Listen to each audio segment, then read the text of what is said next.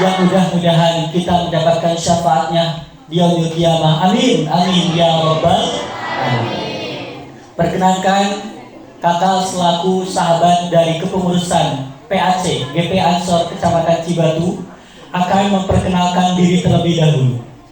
Yang pertama yaitu di sini sudah ada jajaran kepengurusan dari mulai sahabat sebelah kiri saya yaitu sahabat Aziz, silakan berdiri. Ya, tepuk tangan.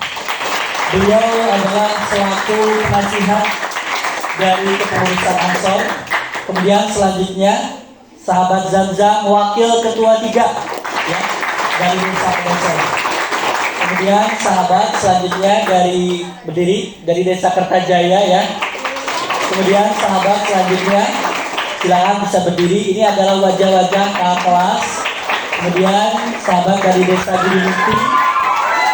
Ya, selanjutnya sahabat juga. Ya, terima kasih. Sahabat silakan. Ya, yang sekarang yang sebelah kanan. Ya, sahabat Aziz dari desa Mekarsari. Kemudian sahabat Sarul berdiri dari desa Wanakerta. Kemudian sahabat Alfa ya dari desa Gurumukti. Kemudian sahabat silakan. Ya, terima kasih. Selanjutnya sahabat. Ya, terima kasih. Dan terakhir sahabat Aziz ya. Dan komandan yang ada di depan kita yang mengiringi hari ini yaitu ada komandan dari desa Sukalilah ya. Kemudian sebelah kiri saya ada Kang Bahtiar, disebutnya Abah dari desa Cibatu ya. Kemudian ini yang kameramen juga ini salah satu wakil ketua 2 Kang Aceng Dadang dari desa Keresek. Ini ada pembina juga Ustaz Eman Sulaiman, silakan Ustaz, silakan maju ke depan. Selaku pembina dari desa Karya Mukti. Ya, kami ucapkan terima kasih. Sebelum kakak mulai, kakak ingin menyebutkan dulu yel-yel biasa di Ibnu dulu ya. Ketika kakak menyebutkan siapa kita, maka jawabannya apa? Kemudian ketika menyebutkan pelajar NU, ya, siap. Kepalkan tangannya. Ya, siap tangannya. Siapa kita? Siapa kita? Pelajar NU. Berjuang bersama. Tepuk tangan semuanya. Nah, siap. Yang kedua, kalau di dalam jajaran Ansor Banser atau ke-NU-an nanti, kalian ada beberapa yel-yel, ya, ada beberapa jargon. Yang pertama, ketika kakak menyebutkan siapa kita, maka kalian menyebutkan tetap pelajar NU. Yang kedua, ketika menyebutkan NKRI, jawabannya adalah harga mati. Ketika menyebutkan aswaja, itu jawabannya adalah akidah kita. Ketika menyebutkan Pancasila, jaya. Ya. Kemudian kalau di Ansor Banser terakhir, Ansor Banser luar biasa. Siap sahabat? Siap. Saya minta sahabat Ansor Banser untuk berdiri. Siap. Kita yel-yel dulu. Ya, yang adik-adik yang depan bisa ikut. Ya, silakan. Dokumentasi untuk persiapan. Siap semuanya? Siap. Siapa kita? Siapa kita? NKRI, Pancasila, Aswaja, Ansor Banser. Tepuk tangan. Sahabat Banser berdiri. Saya minta salah satu komandan untuk memimpin lagu Izinkan Ayah, Izinkan Ibu atau Panas Banser. Siapa? Oh, Pak Jam. Silakan maju.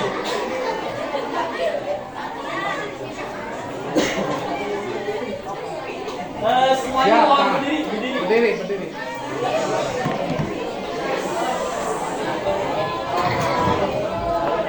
Demi agama ku rela berkorban berbuah. Izinkan ayah, izinkan ibu, izinkan kami pergi berjuang di bawah kibaran bendera NU.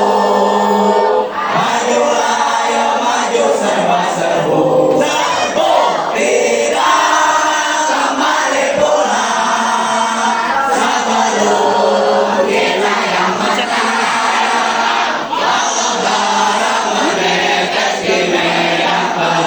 Kecamatan Cibatu khususnya. Siap adik-adik, rekan-rekan semuanya? Siap semuanya? Ya.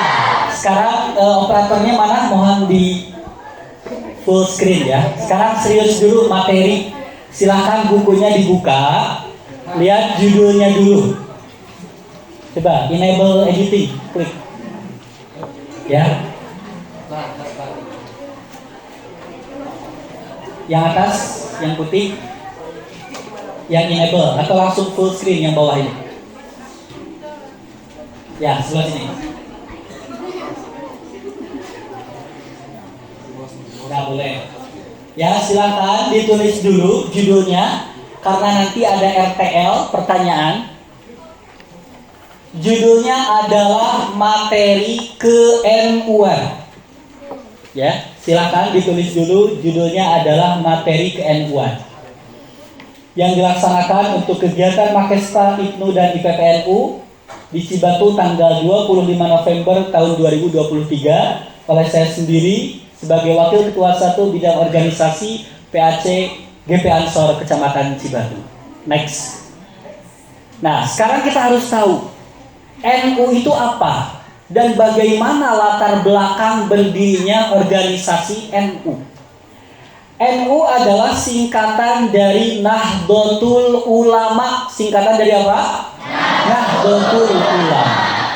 Artinya apa? Nahdlatul artinya kebangkitan, sedangkan ulama adalah para ulama.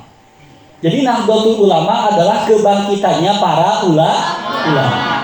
Sejarahnya dulu tahun 1924 ada yang disebut dengan Komite Hijaz yang dipimpin oleh Hadratus Syekh Kiai Haji Hashim Asy'ari bersama 9 ulama Hijaz yang menemui raja di Arab Saudi sana.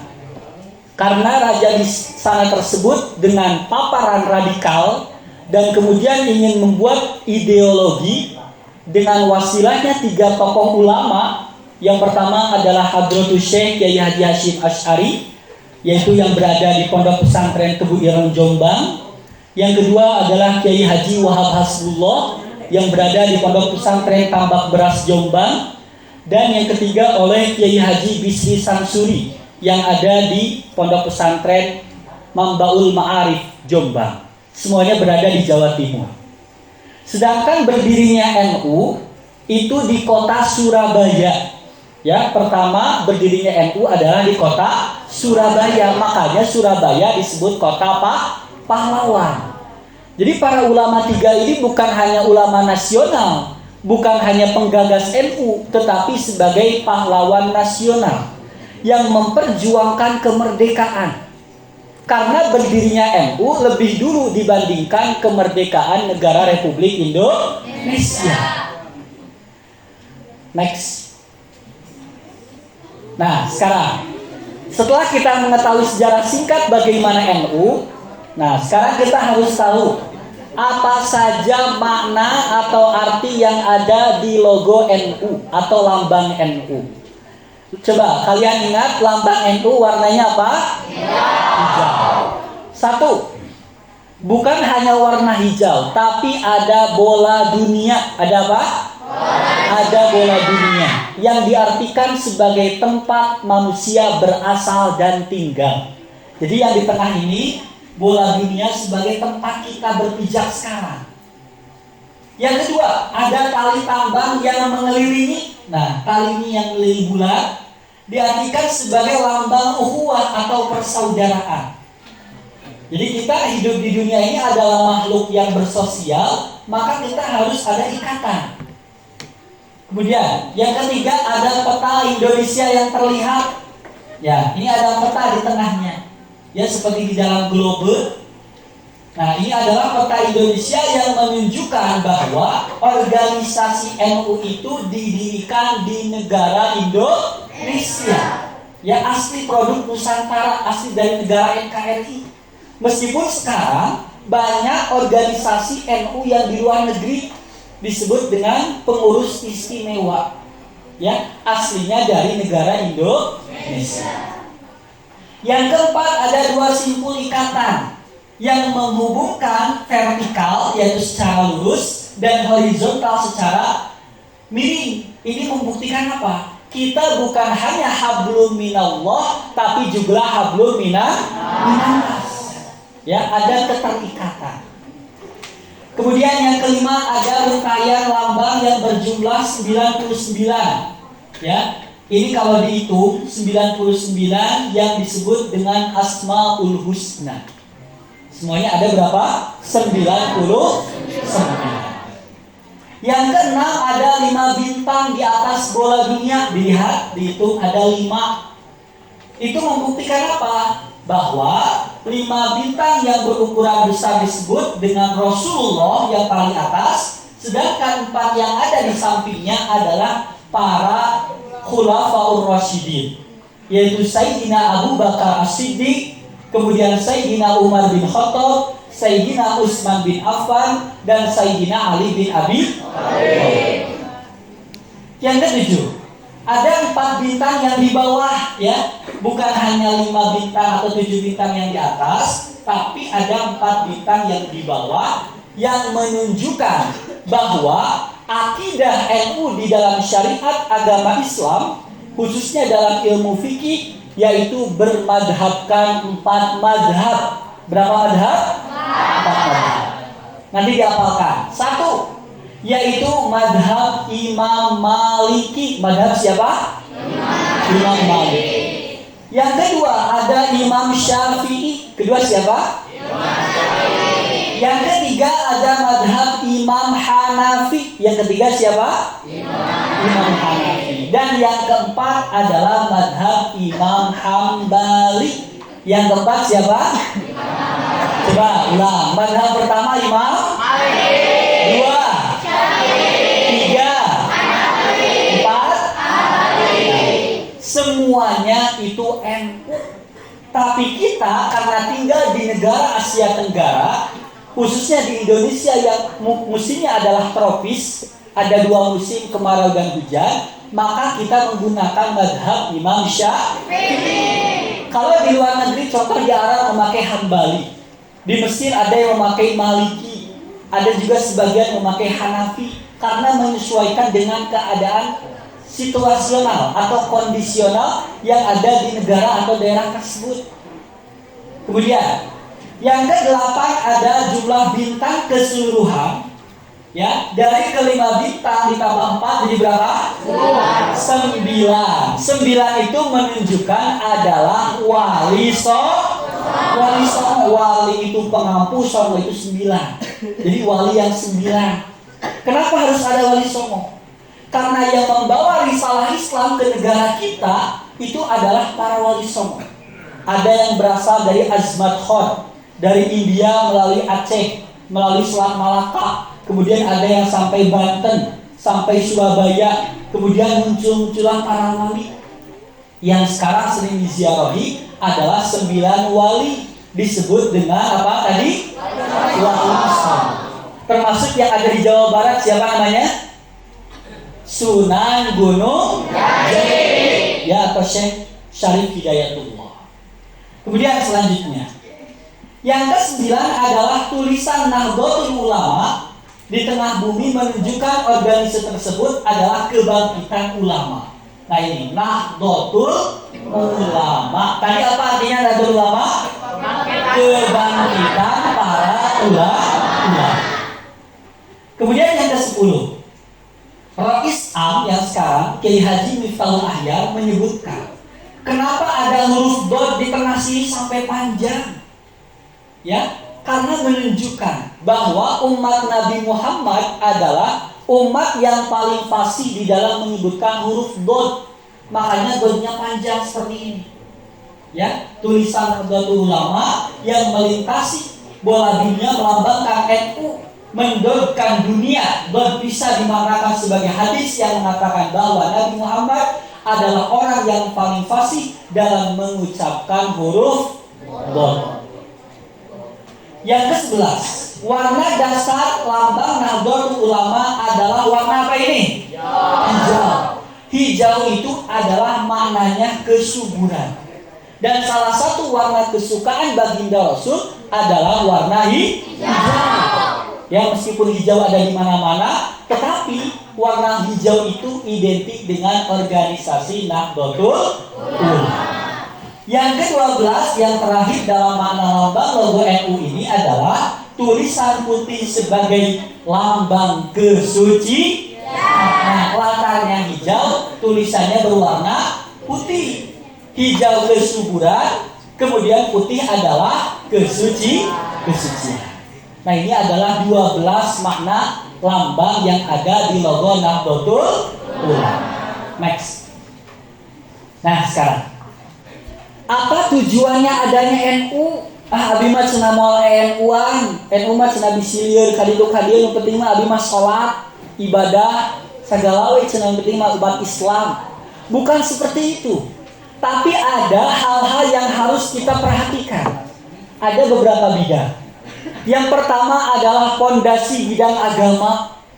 Karena sekarang banyak sekali ajaran-ajaran radikal yang sudah menyebar, apalagi sekarang di jenjang pendidikan, termasuk jenjang SMP, MTS, SMA, SMK, MA, bahkan dunia kampus. Kalau kita tidak ada pedoman dasar dalam diri kita, maka kita bisa terbawa arus. Oleh karena itu, kita harus punya pedoman yang berakidahkan Ahlus Sunnah wal Jamaah. Nanti setelah ini dijelaskan ya tentang materi keaswajannya. Yang kedua ada bidang pendidikan. Ya, bukannya orang NU tidak masuk dalam pendidikan, justru orang NU itu banyak sekali yang menjadi tokoh pendidikan. Bukan hanya pendidikan secara moral, tapi secara mental pun. Contoh ada pendidikan pesantren. Nah, ada istilah pesantren itu berarti yang mondok, yang mengaji, yang pengajian itu adalah orang NU. Bukan istilah kajian, bukan istilah hijrah. Kalau istilah pengaosan, pengajian, auradan, rotiban, berjanjian, itu adalah kebiasaan kita. Nanti disebutkan di akhir. Kemudian ada bidang sosial. Bidang sosial itu juga mensejahterakan lahir batin Indonesia. Kenapa? Menurut survei tahun 2022 dikatakan oleh Kiai Haji Yahya Khalil Stakuf selaku Ketua Umum PBNU yang sekarang, dari 270 warga negara Indonesia, 70% itu adalah umat NU, 93% orang Islam, dan 70% atau 73% adalah orang NU. Tapi NU-nya ada dua, ada yang struktural, ada yang kultural. Bahkan orang NU itu tidak hanya yang masih hidup, yang sudah meninggal pun kalau dalam organisasi NU tetap dikatakan sebagai orang NU. Kemudian bidang ekonomi. Di dalam NU juga nanti ada pengembangan, yaitu untuk pemanfaatan kerakyatan yang membangun usaha-usaha yang lain untuk kemanfaatan masyarakat menuju masyarakat khaira ummah. Makanya ada istilah baldatun thayyibatun wa rabbun ghafur. Next. Mungkin saya. Allahumma sholli ala sayyidina Muhammad. Nah, setelah kita mengetahui tadi latar belakangnya, kemudian kita sudah mengetahui apa tadi logo NU, kemudian tadi disebutkan juga yang lainnya tentang pengembangan di dalam NU, maka ada struktur di dalam Nahdlatul Ulama ini. Yang pertama ada PBNU. PBNU itu singkatan dari Pengurus Besar Nahdlatul Ulama. Ulangi, PBNU itu apa? Awas, nanti kalau ditanya. Yang kedua ada PWNU, artinya Pengurus Wilayah Nahdlatul Ulama. Ulangi, apa singkatan PWNU? Kemudian ada PCNU, adalah Pengurus Cabang Nahdlatul Ulama. PCNU apa? Nah, kemudian kalau di luar negeri ada PCINU, artinya Pengurus Cabang Istimewa Nahdlatul Ulama. Ulangi, PCINU apa? Istimewa. Kemudian ada Pengurus MWCNU, artinya Majelis Wakil Cabang NU. MWC itu apa? Nah, tepuk tangan dalam kita, hebat. Nah, semangat ya. Karena kita sekarang yang penyelenggaranya adalah MWC tingkat kecamatan. Jadi Ibnu Ansor Banser itu adalah BANOM, Badan Otonom yang di bawah MWCNU. Tadi di dalam pembukaan disebutkan kita sebagai kakaknya, ya, yang Ansor Banser. Kemudian NU sebagai orang tuanya. Bapaknya NU, ibunya muslimah, kakak perempuannya Fatayat, adiknya IPPNU, dan adiknya Ansor adalah Ibnu.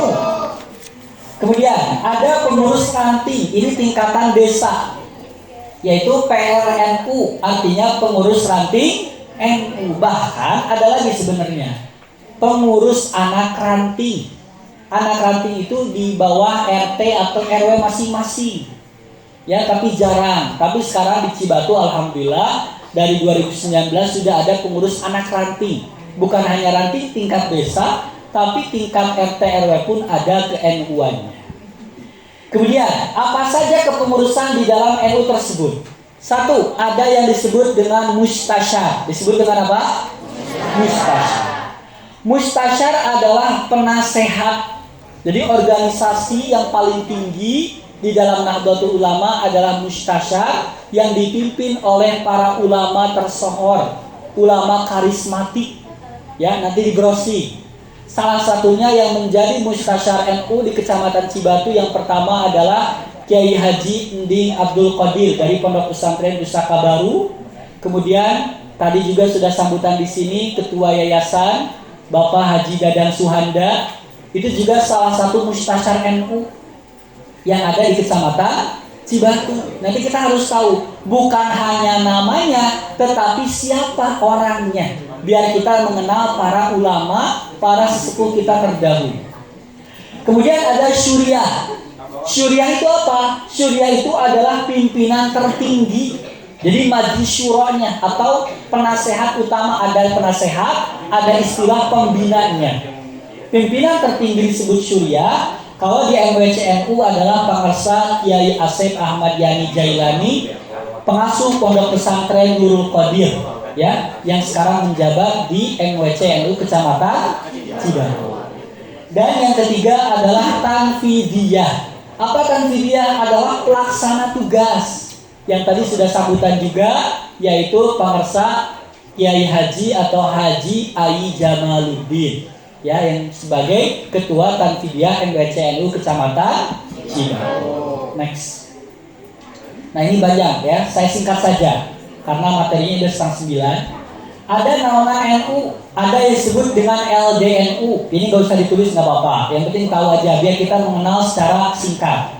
ada disebut dengan LP Ma'arif NU, ada LS Mabarat NU, ada LPNU, ada RMI, ada LKKNU, ada LTMI, ada Lakpresda, ada Lesbumi, ada LPBHNU, ada JKHNU.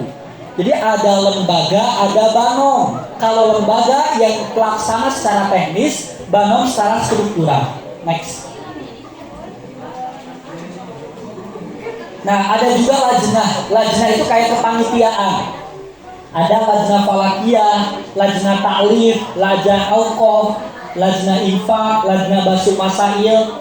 Nanti ini lebih dalam lagi. Kalau buat makesta belum cukup. Next. Nah, sekarang ini agak penting nih. Posisi kita sekarang di mana? Selaku IPNU, IPPNU sebagai lembaga, sebagai lajnah, ataukah sebagai badan otonom? Perhatikan, ada 8 hal yang menjadi banom NU. 1. Jatman. Jatman yaitu Jamiyah Ahli Thoriqah Mutabarokan Nahdiyah, yang sekarang pimpinannya adalah oleh Al-Mukarram Al-Habib Lutfi bin Yahya dari Majelis Kadis Sholawat Pekalongan, Jawa Tengah. Ya, beliau juga adalah salah satu pimpinan besar di dalam Ansor Banser dan menjadi panutan untuk Ansor Banser dan NU secara umumnya.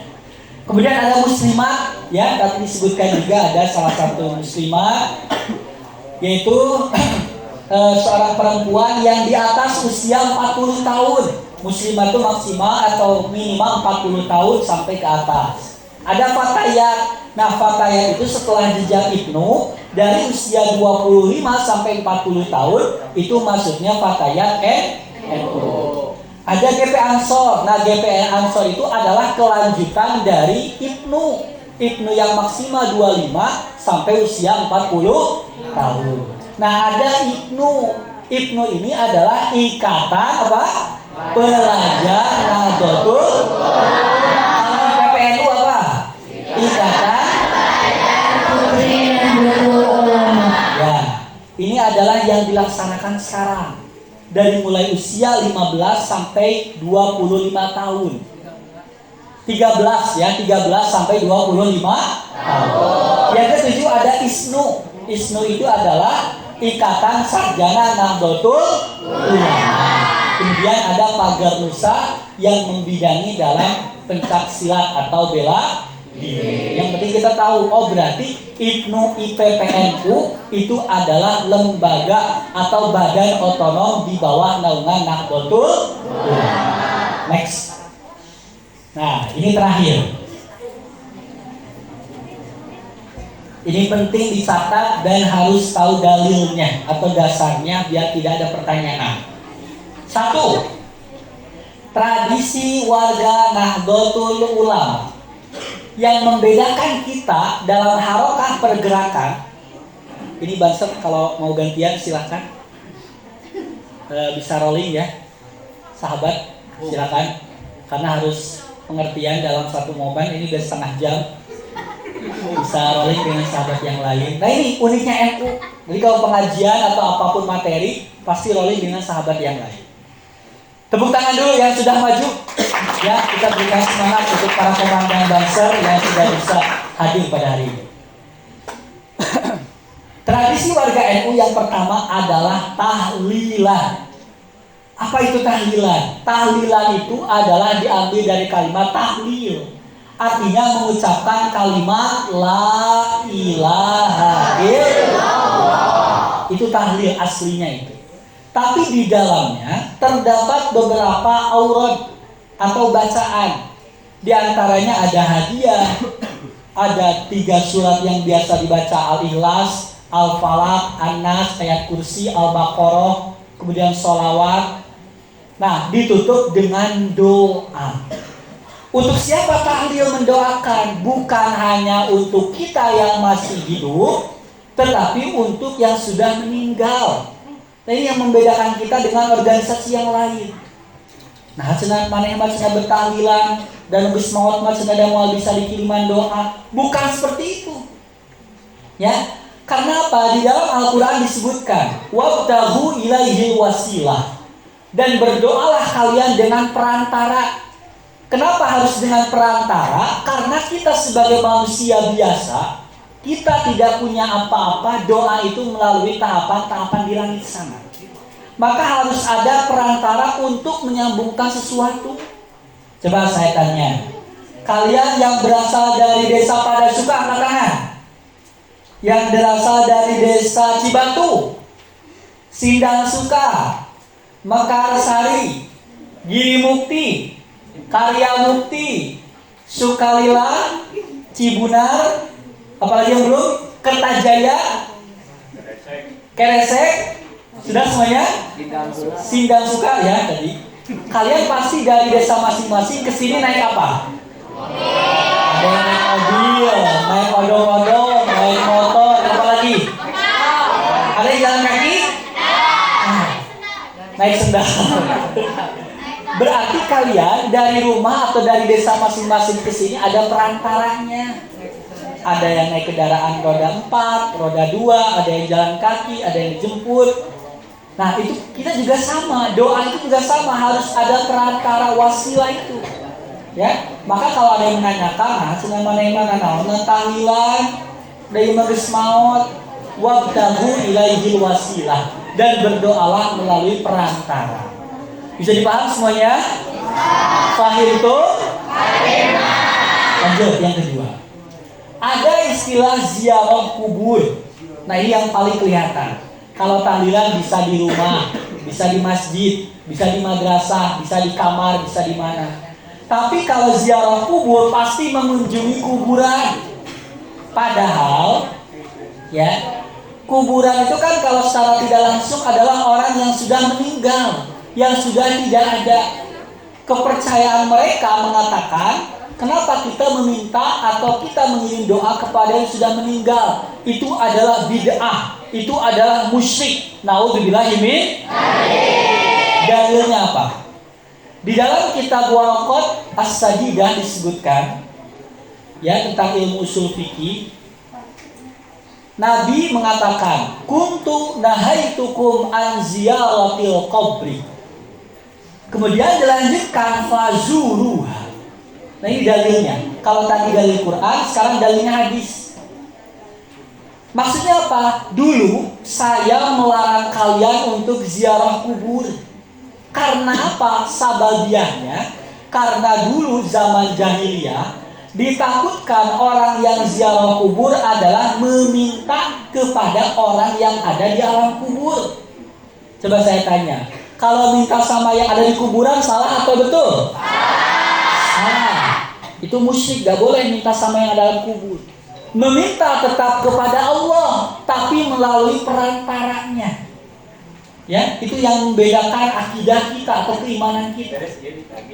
Nah, di dalam ayat tersebut atau di dalam hadis tersebut fazuruha, ternyata Nabi memerintahkan. Ini adalah ilmu nasakh mansuh. Nasakh artinya penghapus, mansuh yang dihapus.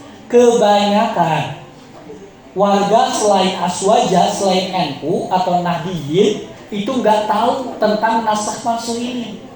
Padahal dalil yang dulu Nabi melarang, sekarang Nabi malah memerintahkan. Karena Nabi sudah yakin tentang keimanan umat Islam pada zaman itu, bahwa keimanan umat Islam sudah tahu. Meminta tetap kepada Allah, tapi melalui wasilah perantara orang yang ada di dalam kubur. Atau meminta kepada Allah untuk mendoakan orang yang ada di alam kubur. Itu bedanya.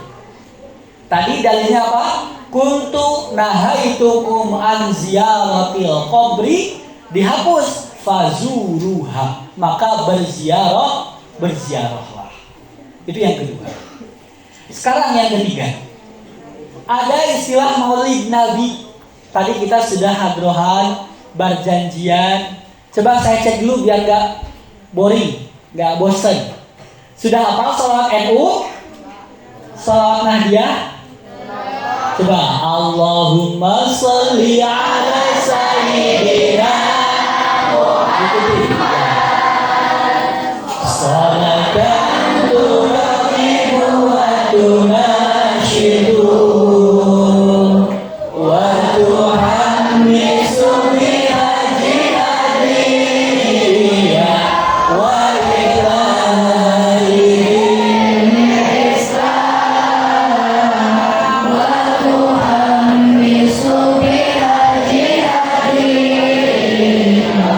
wa inna dinil Islam.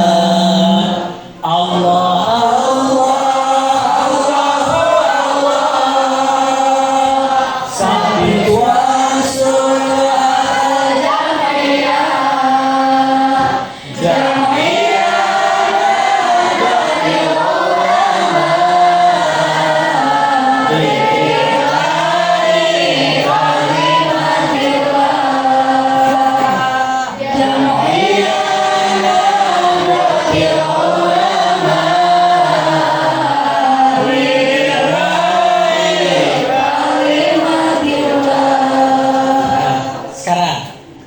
dalilnya kita harus sholawatan.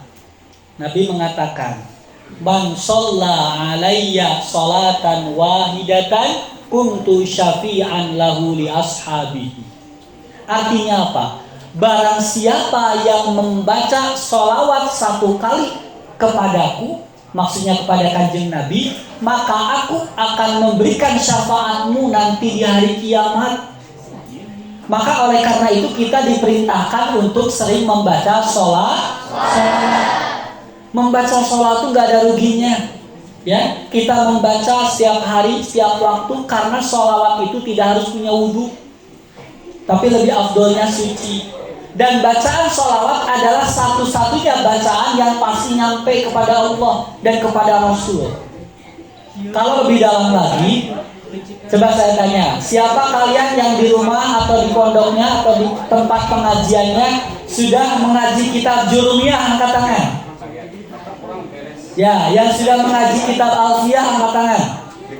Atau kitab Imriti, angkat tangan. Nah, sekarang saya jelaskan sedikit. Ini tentang ilmu nahwu shorof. Kalau kalian mendengar istilah sholat, sholawat, itu ada 3 makna, 3 arti. Kebanyakan orang yang gak paham itu suka maknanya sama. Satu, perhatikan, sholat atau sholat, sholawat yang bermakna sholawatan, yaitu yang dimaksudkan kepada kanjeng Nabi Muhammad Sallallahu Alaihi Wasallam. Yang kedua adalah sholat atau sholat, sholawat yang bermakna rahmat takdim Allah. Karena apa? Allah dan malaikatnya pun memberikan rahmat. Innallaha wa malaikatahu yusholluna 'alan nabi ya ayyuhalladzina amanu shollu 'alaihi wa sallimu taslima. Yang ketiga adalah sholat atau sholat, sholawat yang bermakna sholat, yang berhubungan dengan sholat 5 waktu, sholat yang ada atau yang maktubah, sholawat sunnah. Jadi ada 3 makna. Tinggal bagaimana konteks kita di dalam membedakan. Oh, mana yang sholat, mana yang sholawat, mana yang rahmat, sesuai dengan konteksnya. Bisa dipaham? Fahim tuh? Kemudian yang keempat, ada istighosah. Istighosah ini berupa masdar, diambil dari kata ghaus, artinya minta pertolongan atau minta perlindungan. Kenapa kita harus beristighosah? Karena kita makhluk biasa, kita bukan siapa-siapa, manusia yang banyak dosa, maka kita meminta ampun dengan banyak beristighosah. Biasanya kalau di dalam majlis taklim itu biasanya ada istighosah dulu sebelum pengajian. Kalau dulu kalian yang mengalami ujian nasional, ya UN 2020 ke belakang, itu biasanya ada istighosah sebelum ujian. Berarti istighosah itu apa? Membersihkan hati, membersihkan diri. Nah, kita membaca istighosah itu di dalamnya apa? Ada ayat suci Al-Quran, ada sholawat, kemudian ada bacaan kalimat-kalimat thayyibah yang lain, sesuai dengan bacaannya masing-masing. Tapi harus ingat, nah ini banyak yang sekarang apalagi zaman media sosial, zaman internet, jangan sembarangan mencari referensi istighosah.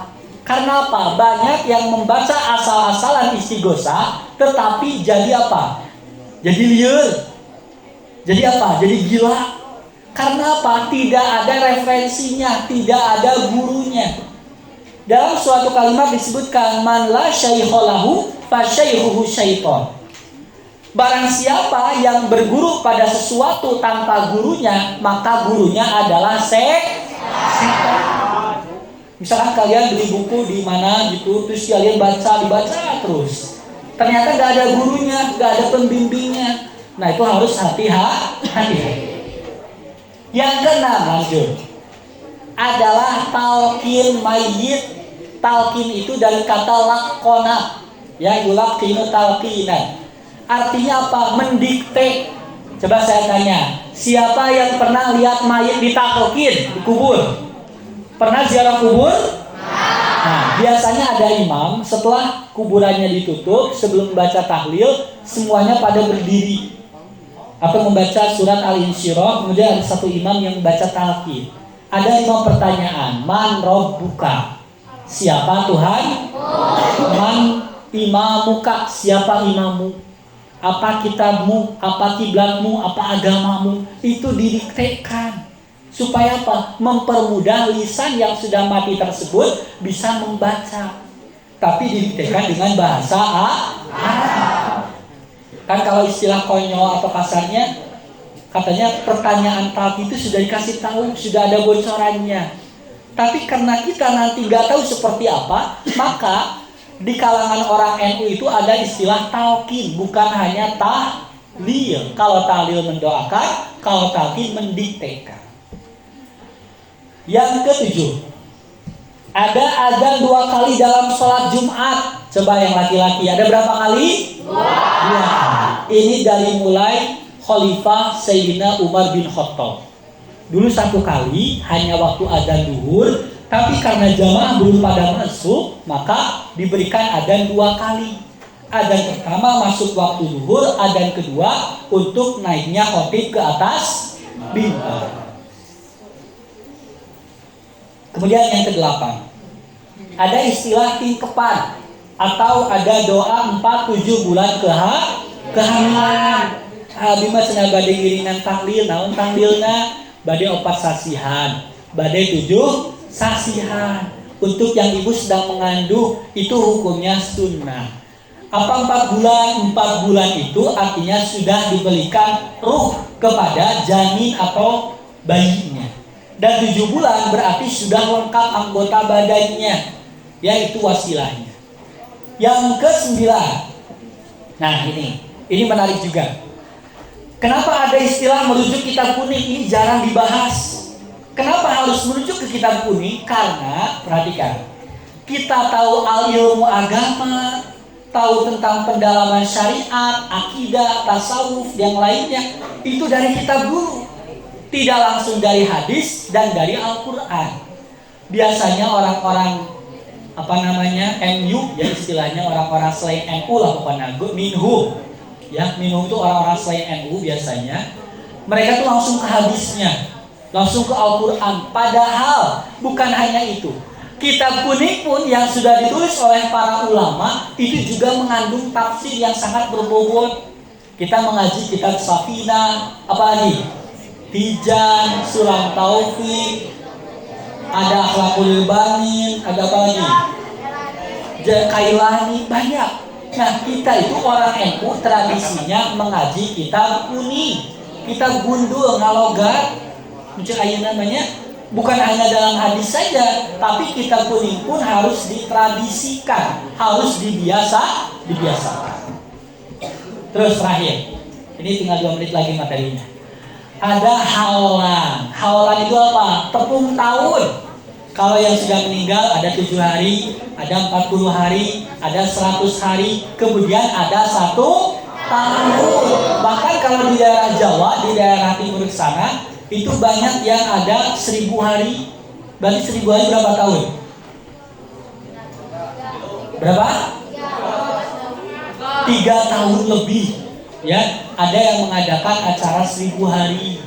Nah, ini adalah 10 tradisi kegiatan khas ya warga Nahdlatul. Ulangi, nomor 1 apa? 2, 3, 5, 6, 7, 8, 9,